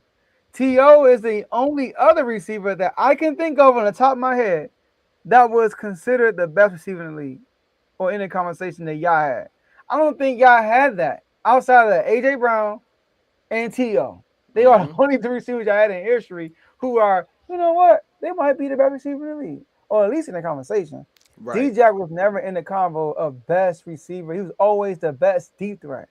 You know what I mean? Best deep threat. Mike Quick is also another player. It's not like he was a big play guy. You know what I mean? Like, he had speed. Mike Quick. There you go. Right? Yeah. So I agree with you, because greatness is all about your resume. It's when I look at the resume, this is what happened. Greatness, in my opinion, you can prove it. You can look at something and say, this is it. Best is off of your opinion. It's off of your eyes. Like, when I watch, this is what I believe. I believe he's better than you. He's better than you because of X, Y, Z. But when you do greatest, you got to look at the resume. And as far as Eagles, like you said, he's the only one that won outside of Alshon Jeffries. But he's the only one that won a Super Bowl. That's like a legit best player. He got all pros. You know what I mean? I mean, did he lead the league? No, he didn't lead the league in receiving when he had 1,400. That's a No. year Tyreek Hill had was Mm-hmm. that $2,000, I think. He was But top 5 though. yeah, so I'm with you. I think AJ Brown is the greatest Eagles receiver in history by default, for real. And like and going back to the To thing, because that's the name that strikes the most irritation out of me, because people act like I'm like I completely forgot about To and I'm disrespecting To and da da da. The numbers for the Philadelphia Eagles, he went for 12. His best season, and again, he only played for us for 2 years. A His year and a best half. season, a year, right, a year and a half. His best season with us was 1,200 yards and 14 touchdowns. Great year. Granted, he missed the last couple games of the season because he had that, he had the leg injury, broken leg injury, and he missed the postseason, came back and did his thing in the Super Bowl. That following season, 763 yards, 6 touchdowns, he was gone. Now, his best season with the Ops, Dallas, which in my opinion immediately disqualifies you from this conversation. Like you don't even belong in this conversation when you spent 4 years in Dallas and 2 years with us. But his best year in Dallas, 1,355 yards, 15 touchdowns. He's a greater Dallas Cowboy than he is a Philadelphia Eagle. He's a greater Dallas Cowboy than he is a Philadelphia. So again, I will be damned if I say T.O. You see the disrespect? You feel where I'm coming from, Joe? I'll be damned if I say he's the greatest Eagles receiver when he went and had his best years with the Ops and was torturing us. I'm old enough to remember him killing us, taunting us, doing the in the end zone. We ain't playing that. He ain't got the numbers to match it. He ain't got the resume to match it. He ain't got the accolades to match it in a Eagles jersey. Now again, in my opinion, T.O. is a top 3 receiver all time. It's Rice, it's Moss, it's T.O. And depending on what day you catch me on, I might say Moss, T.O., Rice, because I didn't see Rice. But at the end of the day, as an Eagle, one great season does not make you the greatest in anything. And that's a way of life. You do a thing one time great, that don't make you the greatest of anything for the most part. You have to continue to display that greatness in order for you to get that accolade over guys that have displayed it over a period of time. Don't get me wrong. He's clearly the best receiver you ever had. Yeah, for sure. Yeah. Because even that 1 year he had, arguably you can say is more impressive than AJ Brown's best year. Yeah, like I said, to me, well, my bad. Go ahead. Because he missed 2 games. AJ Brown's playing 17. That's fast. So he missed 2 games. He didn't have another guy on the other side, so he's not being secret cover the whole game. So he put in work, and he had 14 touchdowns. And even the year he played half the season, not even half, he played 7 games, he had almost 800 yards. Like, true. Bro, he was cooking. So this is true. So the only reason why he's not the score, in my opinion, the whole Dallas thing don't disqualify him to me, because at the end of the day, he played for y'all. I get as an Eagle fan, you don't want to do it, but that's just how disrespectful he is. He cooked with y'all, then go to the Ops and cook with them. He also led the league in drops that year too with the Cowboys, I think. But the man, like, the only thing that's stopping him is AJ just play longer. That's it. If he probably play these 2-4 years, he probably get AJ. He'd probably be the greatest.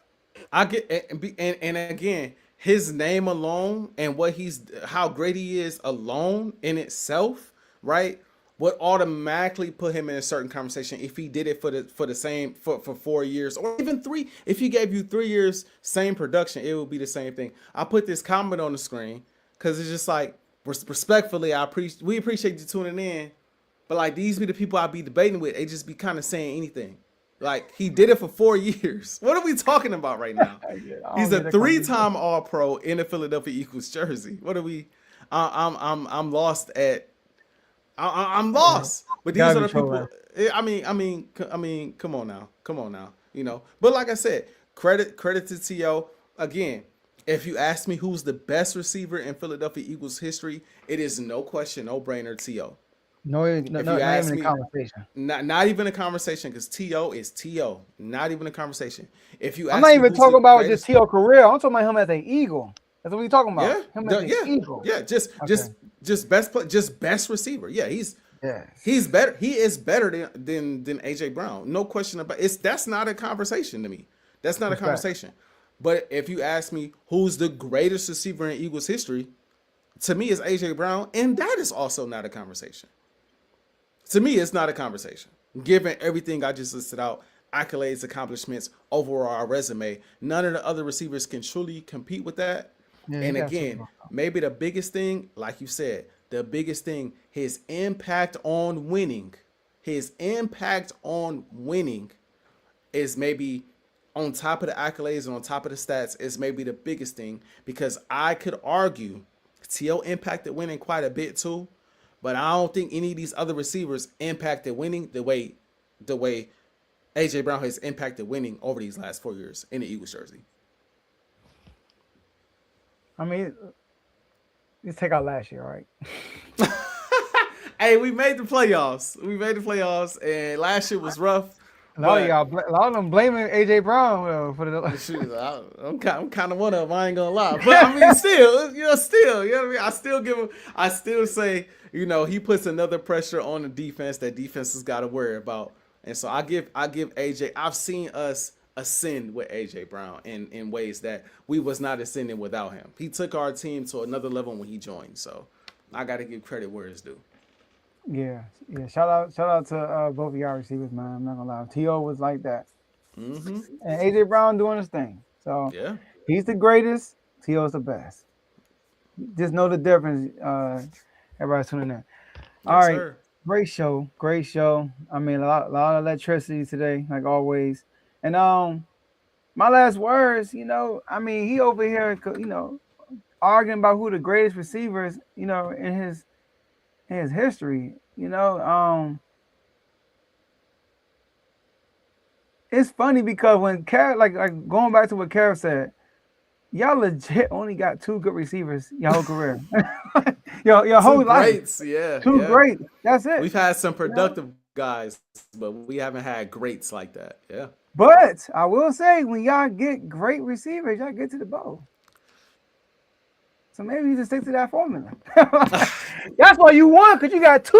You got two Yeah. number one. I see it now. I see you only had one. You only got there. I see it. I see the vision. All right, cool. But anyways, Commanders, man, keep cooking. We chilling. You know what I mean? We in the kitchen. We ain't telling about what we cooking. They see it, and then we not even saying nothing. Adam Peters, he made a mistake last year. Signed some old veterans, didn't work out. He said, okay, I got you. I'm going to get younger. AJ, we got a young squad now, but based on the free agents. 27, 26, 24, 23, 25. Everybody on defense except for two. Got my boy Rashad White. A lot of people hyping that. I'm not even really too hyped about Rashad White. I just like the fact that he playing with his boy JD5. And we know who coming next, BA. Terry McLaurin and Brandon Ayuk. I like that. I know a lot of people saying that he a crash out. He is. But he going with his boy. And you know how it is when your receiver go with his boy. Magic happen, right? So I'm excited about that. Sacramento. Hey, I came out, I wanted to tank. I still wanted to tank. But then I came out and said, you don't have to be the worst team to get the number one pick. It's Ajax Detroit.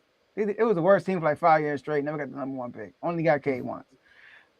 They had the record. They almost broke the record for the most losses in NBA history and still didn't get number one. The Spurs got in. They got Wemby.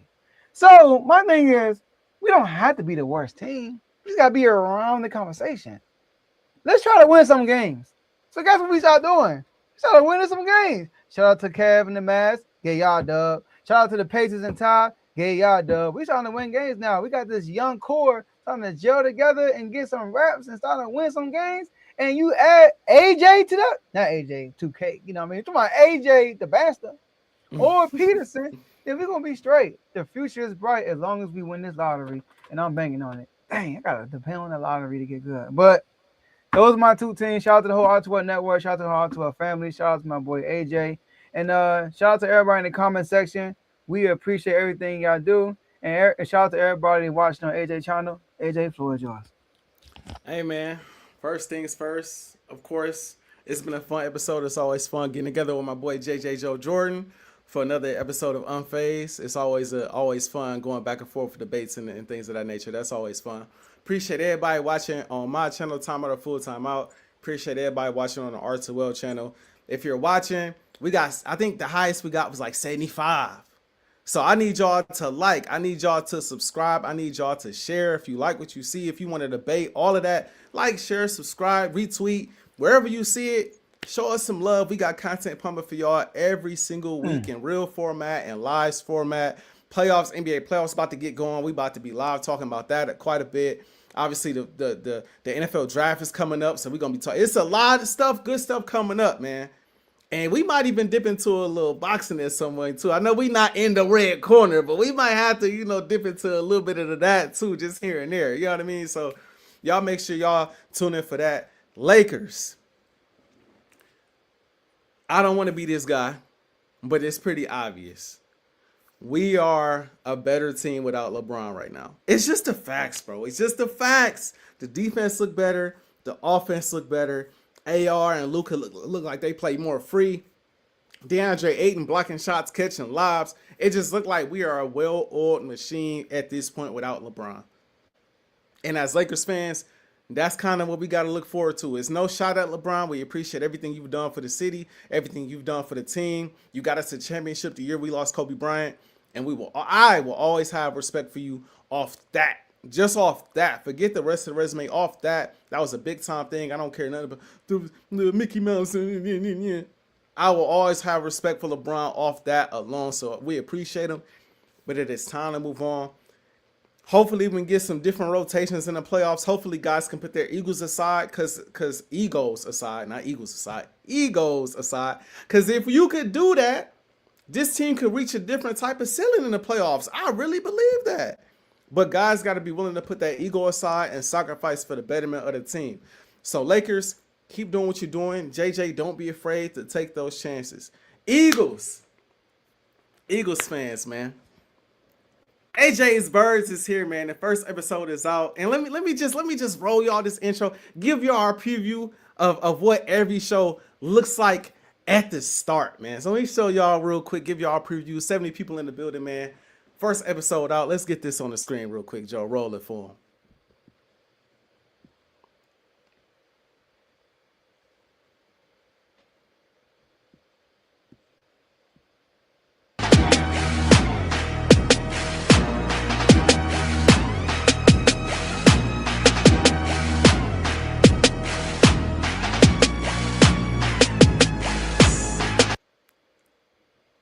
Looking, firing, intercepted, picked up by Cooper. Gets a block, snap it, and it's Trey Burton who throws caught. Foles going for it all into the end zone, and it is caught. And Hurts going deep for it all. Devontae Smith, he has got it.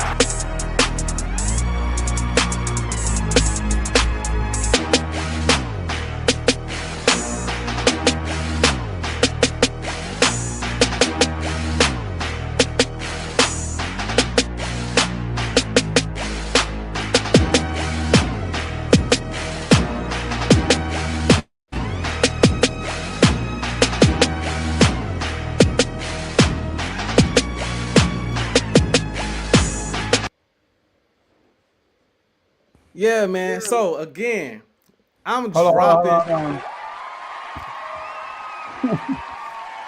Shout out to Kevin in the intro.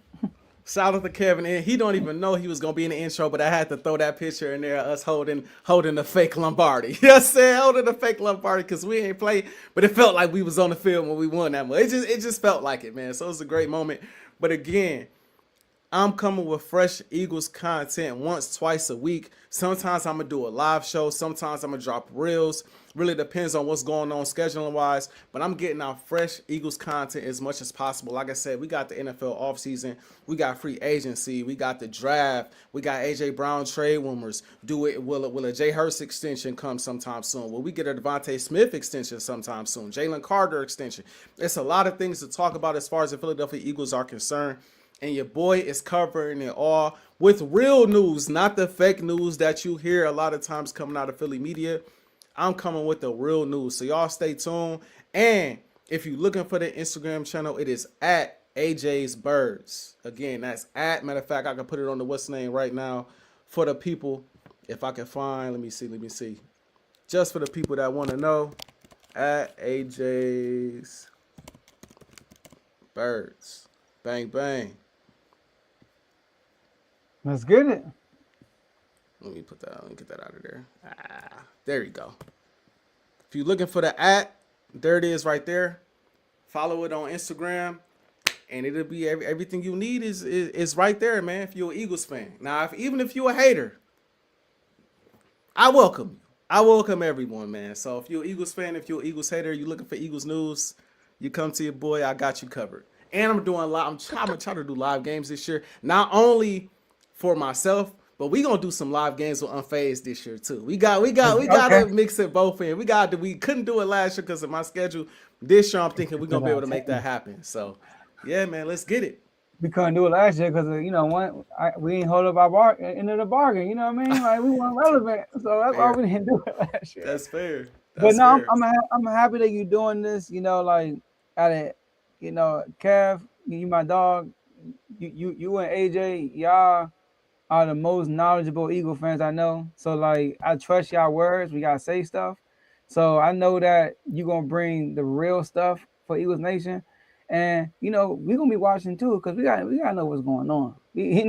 I mean, the enemy gotta know what the ops doing.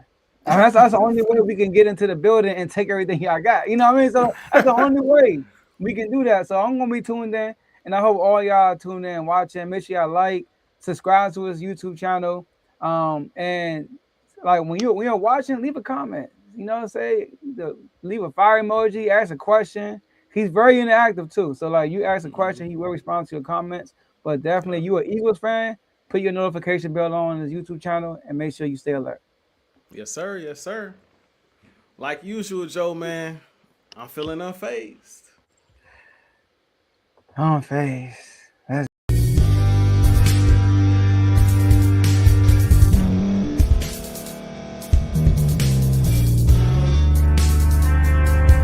Thank you for staying to the end. If you're watching this on YouTube, please like this video, subscribe, and also hit that notification button so you can be notified next time we put out a video. If you're listening on any podcast platform, subscribe and hit that notification button, y'all, so you can be notified we put out another podcast audio. And last but not least, hit that share button. No matter what you're listening to or watching it, hit that share button and send it to somebody that you know that would love to watch this episode you just listened to. So once again, thank you for staying to the end, and we'll see y'all in the next episode.